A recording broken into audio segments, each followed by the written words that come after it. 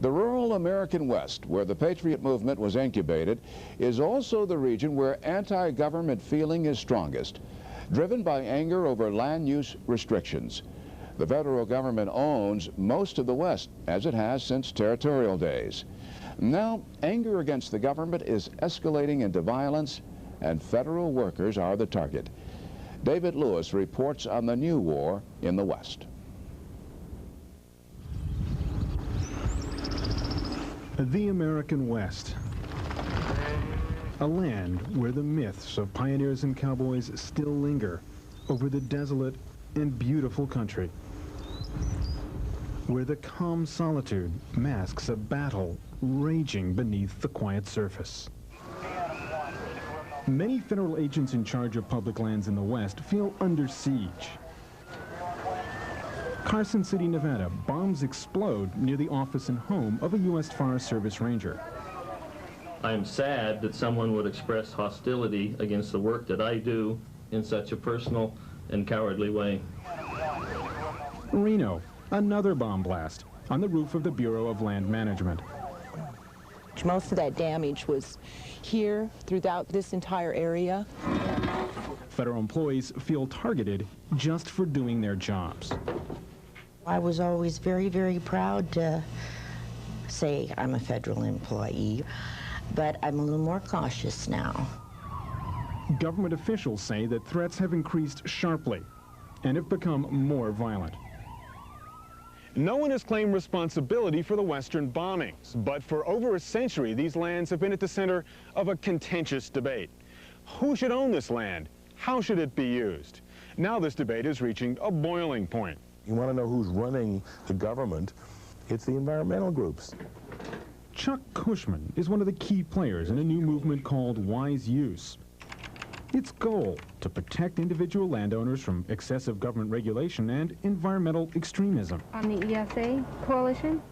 I'd like to see us get to the point where we can protect the environment and protect people's rights too. I think that's possible. I don't think we need to take people's land away or solve every problem that comes up in the environment by destroying communities and destroying people's lives.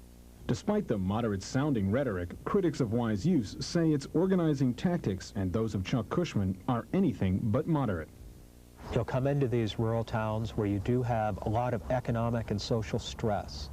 Cushman comes in and puts a target on environmentalists and puts a target on Forest Service workers and says, that's your enemy.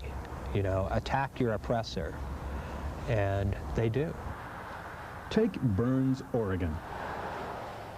A small, sleepy desert town that's become a flashpoint in this political debate. Ground zero is here, the ranch Dwight Hammond and his family have owned for 30 years.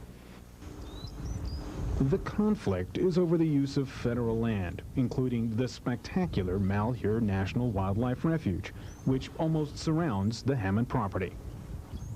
Two-thirds of the way up on that mountain where you see the snow, that's where our cattle are at. We have to cross the U.S. Fish and Wildlife Service ground to get there. For Dwight Hammond and his family, the issue isn't just some regulatory snafu. They say the government's fences interfere with their cows' ability to graze and get to water. That for them, it's a matter of life and death. It's our livelihood, it's everything. It's life itself. Last year, the U.S. Fish and Wildlife Service canceled the Hammonds' permit to graze on the refuge. The agency cited a long history of violations that endangered wildlife. Problems they didn't have with other ranchers. The cancellation provoked a confrontation. It was going to get nasty immediately. The Hammonds placed this piece of farm equipment in the way of a new fence the government was building. And when they said that they were going to arrest me if I didn't move, I said, well, arrest me. Hammond was arrested, handcuffed, and taken away. He and his son Steve now face federal criminal charges for their actions that day. Hammond says he had to make a stand if his ranch was to survive. I just felt so bad inside that America could come to this. Hammond has become a virtual martyr to many in the land rights movement. They say he's an example of a government agency bent on destroying a man's livelihood. But on the government side of the showdown, the Hammonds are no heroes. They were very threatening towards me and towards my staff. They said they'd wrap a chain around my neck. Forrest Cameron is the refuge manager who runs the federal land next door. I don't want to use the words that he said, but basically he would kill us. Are they lying when they say that there have been threats? Well, I would just say it's their perception of what was said. I've said that I was willing to die. Maybe they're willing to die. I don't know. Cameron says the threats and the Hammonds' unwillingness to follow regulations left his agency no choice but to cancel the permit. It's the public's land. It's a national wildlife refuge. He should be able to abide by some of the conditions that it takes to not be in conflict with that wildlife. And that's all he needs to do. After Dwight Hammond's arrest, his wife Susie sought out wise use activist Chuck Cushman. He came to Burns and held a rally. It's a backlash against heavy-handed regulation and intimidation by federal land agencies. I put signs up on the wall with the names of each of the officers that were involved. It was called the Wall of Shame. I'm going to read the list of the officials. And Cushman handed out a flyer that had the home phone numbers of the Fish and Wildlife Service employees. Now, we've listed the home phones. I'm not suggesting that you call and harass these people, but these are out of the phone book. These are nothing private.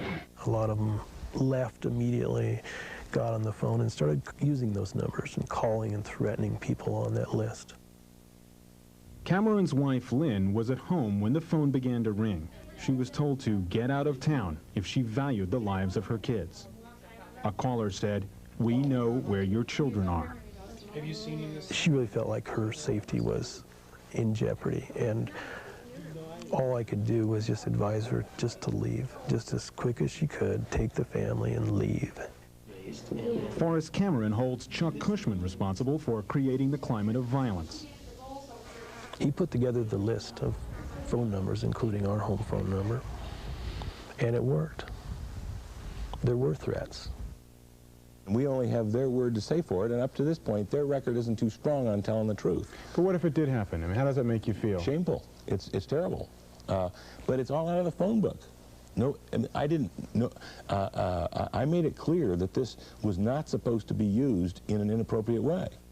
The conflict here in America's rural West may signal a larger reality, a growing alienation among those once merely frustrated with the federal government.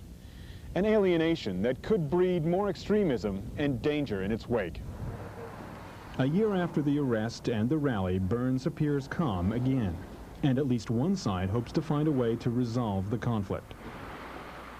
What I would like to have happen is to have them come to the realization that it's no longer time just to, if you disagree with something, go take the law into your own hands. It's time to sit down and work things out.